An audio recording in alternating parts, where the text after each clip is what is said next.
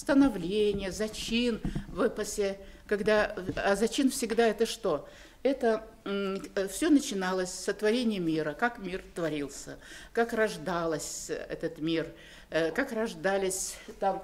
И вот у него это всегда как зачин, вот живописный такой зачин. Вот я считаю, что это очень интересный подход.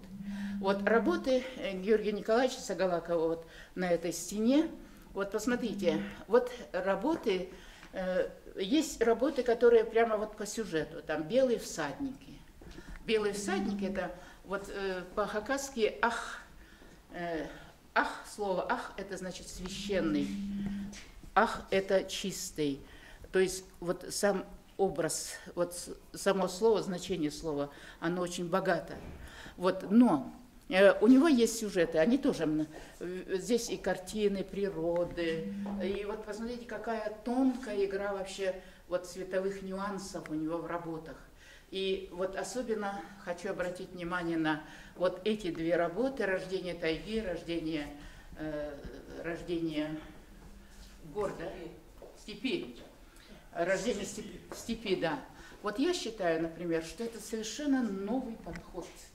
И вот настолько оригинальный, настолько он красивый. Я думаю, что лучше меня скажет это вот Юлия Кустова. Вот она там в полном восхищении, и она еще больше передаст вот этот эмоциональный накал, который вот ее прямо потрясает. И у него все сюжеты, вот они, видите, живопись Георгия Николаевича, она, конечно, ее отличает прежде всего, во-первых, необычайное чувство цвета, вот цветовых нюансов. Казалось бы, с одной стороны, он не использует уж такое большое количество там вот цвета, да, там разных цветов, но в то же время он их умеет так положить, так вот их скомпоновать, что это создается прямо какая-то необычайно красивая картина. Вот не могу не сказать о работах Острикова Виктора Сергеевича. Вот посмотрите, на первый взгляд кажется, что он иллюстрирует Алтынарых, но эти иллюстрации Алтынарых, понимаете, человек внимательный, конечно, в них увидит, что это рисунок, это работы художника, который не знает хакасский язык. То есть он переносит, понимаете, в чем достоинство вот этих работ? В том, что он эпос хакасский делает всеобщим достоянием. Понимаете, каждый же видит так, как он видит, как он это чувствует. Он это видит, вот крылатый конь, например, чисто такой русский народный образ, казалось бы, да, в Алтынарах, вот каких-то нюансах, в том, как стреляет вот стрелок на коне. Понимаете, вот в самой пластике вот чувствуется его школа, его манера работать. Но при этом вот самое, что интересное, то, что он, вот хакасский эпос, понимаете, он делает как бы всеобщим достоянием. Всеобщим достоянием, то есть это может быть во всех эпосах. Понимаете, и хакасский эпос таким образом включается в систему вот таких универсальных великих творений. Вот я в этом вижу особенность его представления. Кроме этого, здесь у нас есть работы, которые, спускающиеся с гор. Это сюжет, написанный Надеждой Кобыльцовой по поводу спектакля, который на природе был однажды показан на Турбайраме. Там с костюмами, там с невесту украдут и все такое. Но вот у ней тоже очень оригинальное видение. В трудах, там работах Ощепкова, как зовут, Татьяна? Нет, Тамара Ощепковой. Понимаете, она любит изображать любимые ее образы: волк, кони, вот они у нее всегда. То есть она вписывается вот как бы в систему ценностей, в данном случае хакасского изобразительного искусства и вообще хакасской культуры. Потому что вот это, они имеют все огромный смысл, каждый свою историю, и вот этим и работа интересна. У нас представлена работа самодеятельного художника. Но и вот среди всех других художников, конечно, он может показаться, что он не вписывается там, допустим, в эту среду, но на самом деле вот в нем есть тоже, вот понимаете, вот какая-то всегда у меня в таких работах самодеятельных художников, они подкупают вот необычайная искренность подхода к сюжету. Пусть она будет немножечко такой наивной, вот и птицы вот так как бы летят, они символы этого, символы неба, и облака, вот, понимаете, вот здесь можно многое подправить, многое бы, но вот они тем и хороши, что художник старается, ну, в какой-то степени вот его преклонение перед вот самим памятником, называется «Явление духа царя Салбыкского кургана». Вот в этом году он эту работу написал и вообще сам вот привез из эскиза. Он, учитель, на самом деле, он учитель физкультуры, вот, но занимается вот изобразительным искусством. Вот, посмотрите, вот совершенно замечательную вот эту работу. Эта работа называется «Паго». Вот «Паго», да? То есть здесь есть фрагменты, например, спинки хакасского сикпена, есть сюжеты, связанные с хакасскими узорами, есть такие символы, как птицы.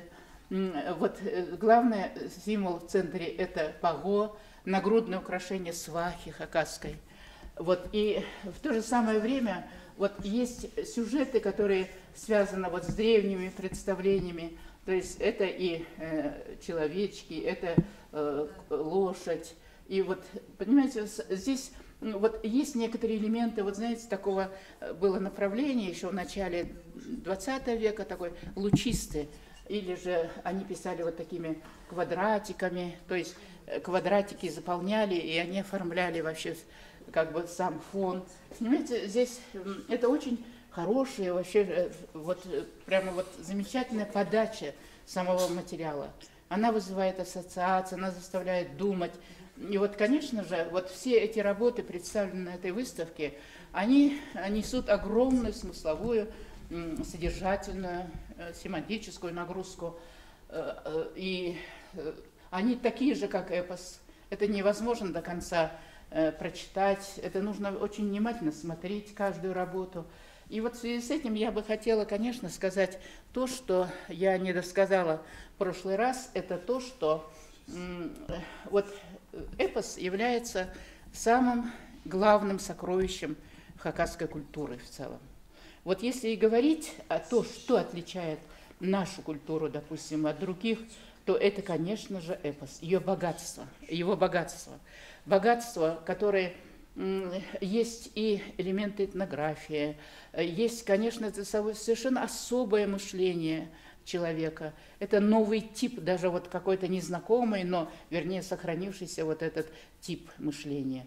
Это и психология, это и знание этнографии, конечно, все художники, даже вот художники, которые работают сегодня, они работают, понимаете, все равно видно, что это наши, художники нашего времени, вот сегодняшнего дня, понимаете? Вот, а там, вот в старых вот памятниках, конечно, этого нет. Но тем не менее, что еще раз, я бы еще хотела сказать о том, что вот эта выставка, с этой выставкой я бы хотела в какой-то степени поставить проблему, прежде всего, сохранения, но не просто сохранения, изучения и выпусков, конечно, величайшего творения вот народа, культура народа хакасского эпоса. Рукописи, которые лежат в Хатнияле, лежат десятилетиями, то есть 70-60 лет некоторым. Вот из них обработано всего вот 2 значительных: Алтынарах и Айхучин. Понимаете, вот издание это создание вот целого института, где могут работать и лингвисты, и фольклористы, психологи, философы, историки, этнографы, да кто только не может там, и экономисты могут ведь найти великолепные материалы из эпоса, потому что эпос является одним из самых, ну, это самый универсальный язык культуры. от которого вот эти волны эпоса, они распространяются на музыкантов, на развитие, там, скажем, хакасской музыки, на развитие хакасских инструментов, на то, чтобы наши дети с самого детства, это не важно, на каком языке дети сначала учатся говорить, на хакасском, на русском, и какой они, сейчас это не имеет никакого значения. Просто они живут у нас, они живут в нашей природе, все мы живем. И если с детства воспитывать на примере великолепных вот таких изданий и рассказов о том, чтобы эпос жил вот среди народа так, как... И тогда не нужно будет насильственно вообще вот человека заставлять изучать что-то, понимаете? А когда они живет с самого детства, естественно, совершенно другой подход и другое представление о своей родине, о родине, которая называется Хакасия. Вот эти идеи, конечно, нужно очень много издавать. Так много возможностей. Даже на основе вот этих рисунков Виктора Сергеевича Острикова можно такие великолепные, вот даже рассказы для детей, которые носили бы эпический характер. Ну, то есть рассказать об эпосе простым языком. На русском, на хакасском, это совершенно не важно. Понимаете, но вот это уже будет воспитывать, это уже будет будить сознание детей. Вот, собственно говоря, я хотела вот передать сегодня. Вот. Ну вот, Оленька, вы можете пообщаться. Все не люди. Вот Сигеми Нагашева, у него всегда очень много хороших идей. Вот хотелось бы мне, конечно, чтобы Олег Валерьевич что-то вот сказал. Вот он не случайно же, он вообще начинает начал собирать. Как раз хотела спросить Олег Валерьевич, как пришла идея у вас собирать графику? У нас не так много совершенно случайно. В 1994 году мне моя знакомая показала 2 работы Ричарда Субракова. Вот с того времени где? На выставке? Или где? Нет, дома просто показала, говорит, Олег, посмотри. Да. И как вы находили? Ну, искусством я давно интересовался, я коллекционер с 3-го класса школы, а вот постепенно подошел к высокому искусству, к живописи, графике. И вот так вот встретился с Ричардом сначала. То есть вы у него приобретали какие-то, да, работы напрямую или как? И у него приобретал, и у людей, владеющих его работами, то есть по-разному. И эти работы, вот кроме сегодняшней выставки, где-то экспонировались еще в других местах? Ну, я постарался в интернете представить максимально. То есть у вас там сайт есть, да, свой? На нескольких сайтах несколько подборок висит, и уже давно, то есть, вот, чтобы люди могли посмотреть. А вы ссылочки потом дадите? Конечно. И вот когда есть вот такая прекрасная возможность, то тоже, конечно. Нет, конечно. Вот у него такая шикарная коллекция, что эту коллекцию можно вот совершенно спокойно возить в Париж, в Финляндию, Москву, ну, Петербург. За 20 Абсолютно. лет получилось очень серьезное большое собрание. Вот Ирина Конна знакомилась с ним частично. А какие-то, вот, может быть, отзывы были уже или предложения сотрудничать из других городов, из других стран, возможно, которые из других городов, из других стран нет. Мы вот собираемся вот все-таки. Мы здесь живем в Хакасии. Да, в мае издать все-таки. Ну, то есть, во всяком случае, я напишу книгу. Мы сейчас будем активно очень над этим работать. А потом вот как-то надо найти средства, чтобы это все хорошо издать, красиво издать. А количество большое? Да, вот хотел спросить, Более сколько у 300 вас? работ сейчас. Более 300. А не только Субраков? Не только Субраков, Георгий Сагалаков, Виталий Козласов, Владимир Тодыков. Это 4 Ричард Козласов. Виталий Козласов. Виталий Козласов. А вообще вот в вашу коллекцию все входит только хакасы или... Только хакасы. Только хакасы. Ага.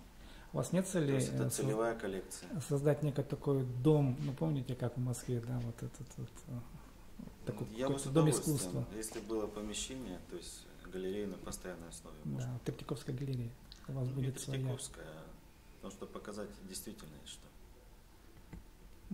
И вот спасибо Ирине Конной, что она пригласила. А сами рисуете? Нет, Не рисуете? в этой выставке. А тут, в Быть принципе, коллекционером благодаря это ей очень хорошо. позвонила Ирина Конна, сказала, Олег, надо участвовать. Ну, вот, сейчас. Нет, потом мы сделаем большую выставку.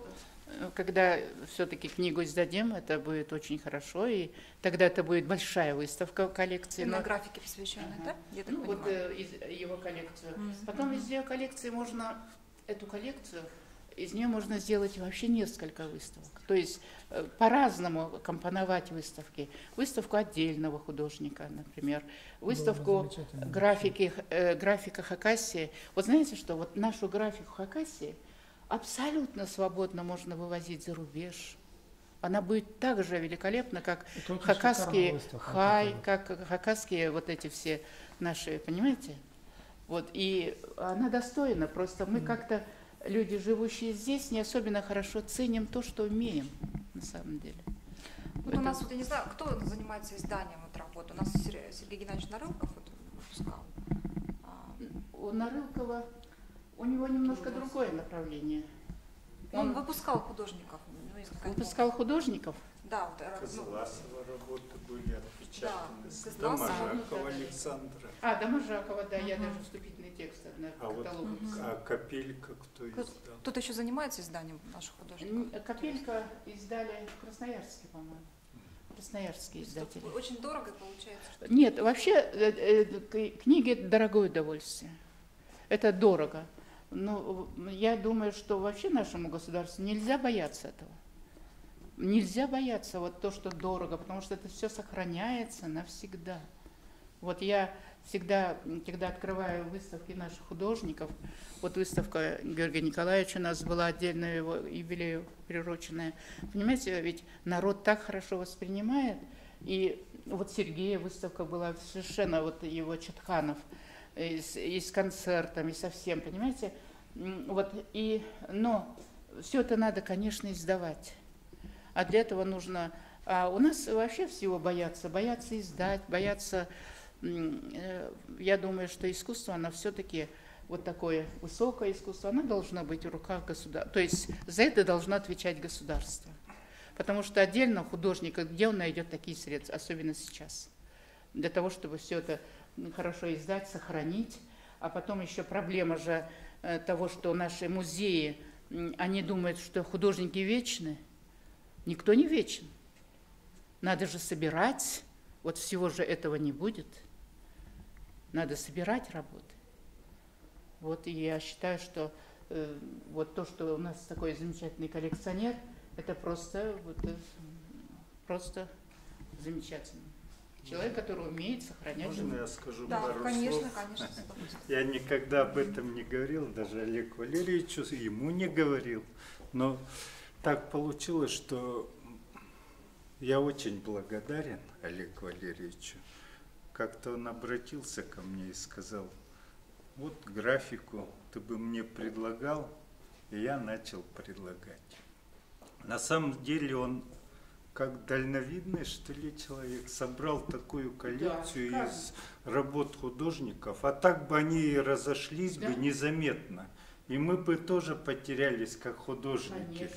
А он нам вот говорит, что вы художники, да? Вот он подчеркнул это, и мы сработали на это. И вот благодаря все ему. Потому что, а сейчас есть тот багаж, вот, все, что собрано, это же что-то значит, Конечно. правда же?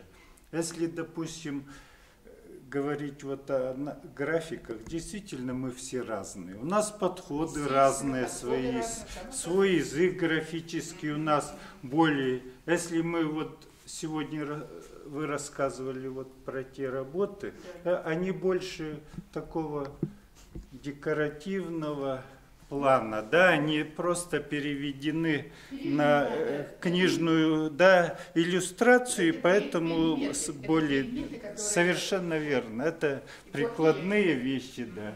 А мы же вот современники, конечно, пытались в графике, в станковой графике все это показать. Конечно, начало у нас была книжная графика. Это работали Тодыков Владимир Александрович, Субраков Ричард Иосифович.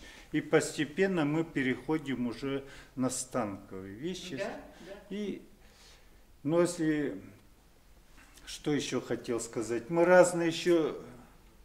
вот действительно мы разные. Вот если посмотреть графику Субракова, я бы хотел отметить, что он работает больше точкой. Вот, да, и форму, объем он показывает вот точками. Но у него одно преимущество небольшое – это монументальность его графики. Но я больше всех, конечно, и перед ним преклоняюсь, это Тодыков Владимир Александрович. Я считаю, что он один из сильнейших. У него очень грамотная композиция там. И тот же объем он может вылепить или показать очень просто одним движением линии или пятнышка небольшого. Вот он прекраснейший рисовальщик. И если внимательно изучать и рассматривать его композицию, то я в нем вижу великого мастера.